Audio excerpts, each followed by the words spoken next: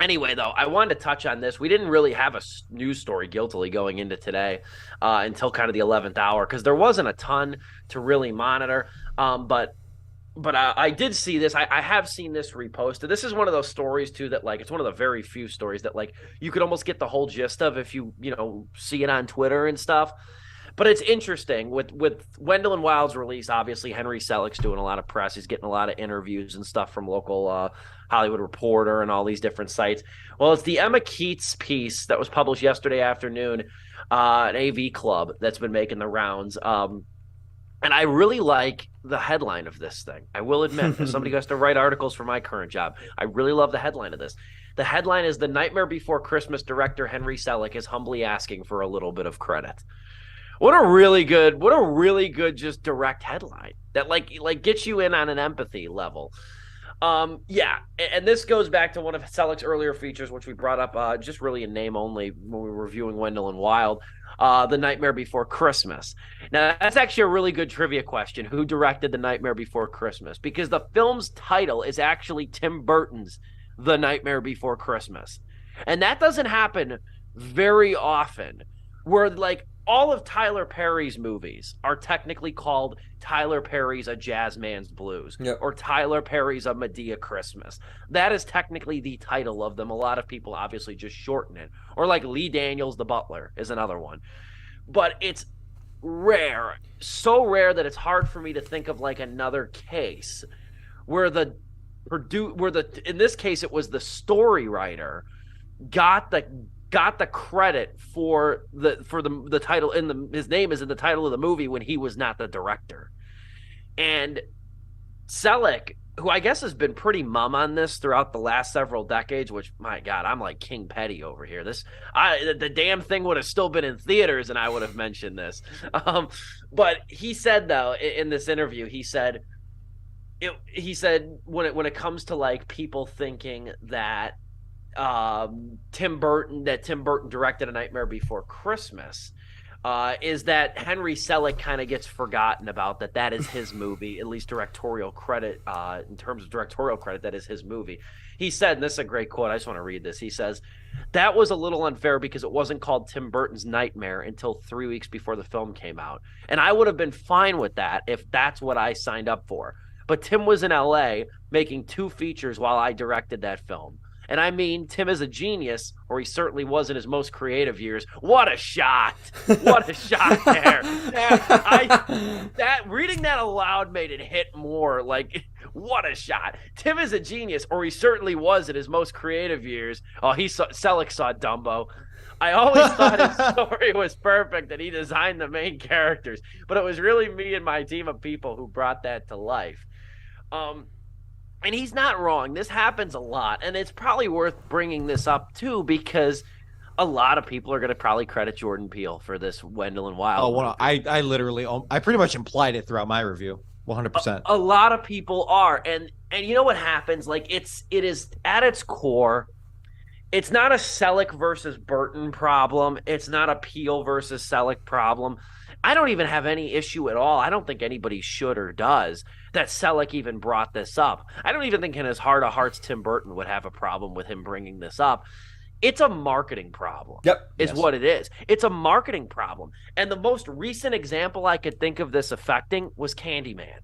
Mm-hmm. Yeah, I was just thinking that too. Candyman was probably the most recent example where people probably for the rest of time are still going to think Jordan Peele did that movie because of the damn posters. It was not Nia DaCosta did not have a huge directorial credit to her name, so putting Nia DaCosta's Candyman on there was not going to put any butts in seats. It's not even a case of is it Nia DaCosta or Jordan Peele? No, I literally forgot the name Nia DaCosta until you said it. Yeah, Nia DaCosta is the one behind Candyman, and she doesn't get any credit because, and I also think I could be wrong. Somebody could fact check me on this. I want to say the poster for Candyman. I don't know if it said, it's just the one with the honey covered hook. I don't know if it said from the producer of Get Out and Us, or if it said from the mind that brought you Get Out and Us. Well, the ones I'm seeing here are Film a producer, he gets first billing on that poster, the one that you're talking about, Steve. I knew that. It says film producer Jordan Peele, a film by Nia DaCosta, Candyman. Okay, because I wasn't sure. Maybe it was the trailer, or I'm just completely fumbling this. But I wanted to say that, like, at one of the paratexts for that movie, it said, "From the mind that brought you Get Out," or "From the mind of the creator Get Out," or something like that, which further confuses audiences, because we got to remember this, and this is something it was the trailer. It was the trailer. Yeah, and this is something I have to remind myself less regularly now, but more consistently, at least, is that not everybody lives on Wikipedia and breeds movies. People have mortgages and kids and lives and stuff like that, unlike myself. And people also have other outside interests. And people, at the end of the day, like, I mean, I look to movies as entertainment, but, don't bring necessarily the sort of critical, analytical eye that even we do as a collective. So I have to remember that a lot.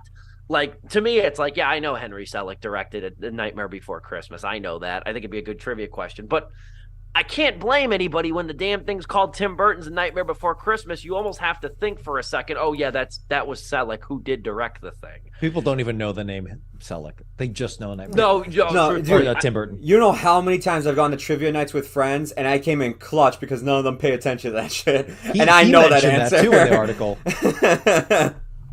Yeah, no, it's true. Henry Selick's not a household name. And I always determine, like, are they a household name? Like, about 75 plus people in my apartment complex, I kind of just think to myself, like, could I knock on a door of, like, one of the buildings and, like, ask somebody, do you know who this person is? And can they give me an answer?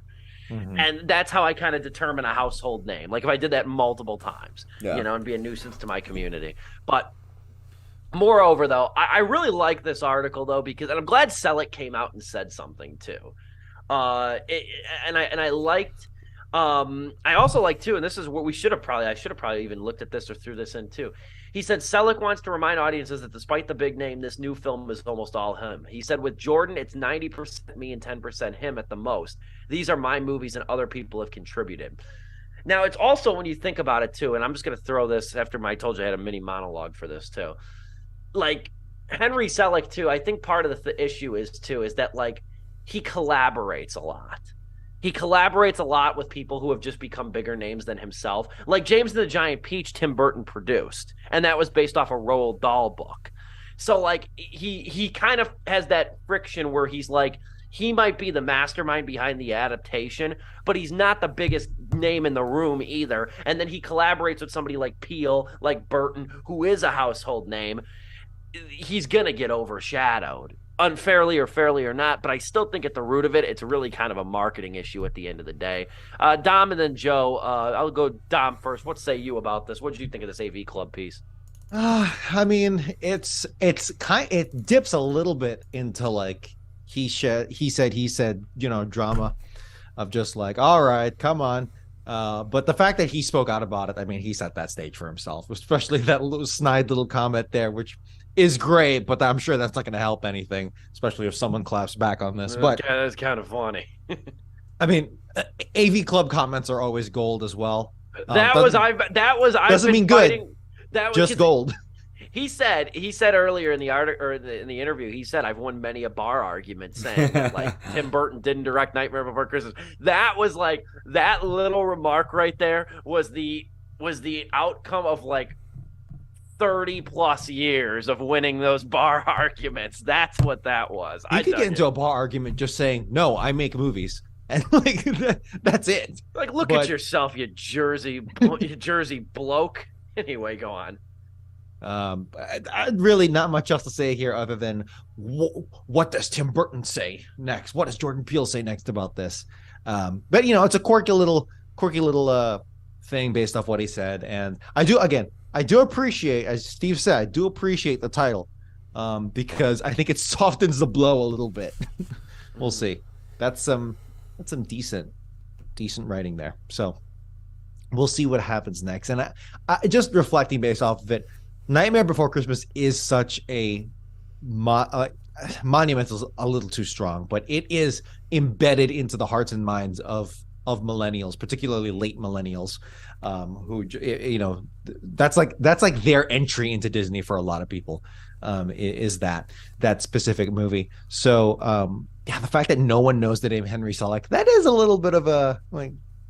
That does suck if especially if that guy hears that soundtrack all the time. Selick, he sees probably sure. I don't know if he has kids but maybe nieces and nephews and his kids are like, yeah, I love A Nightmare Before Christmas. God, His man, grandkids, I just imagine him at Fright Fest and he just hears like, oh, "This is Halloween," and just some little kids like, "I love Tim Burton," and he's just like, "Ah!"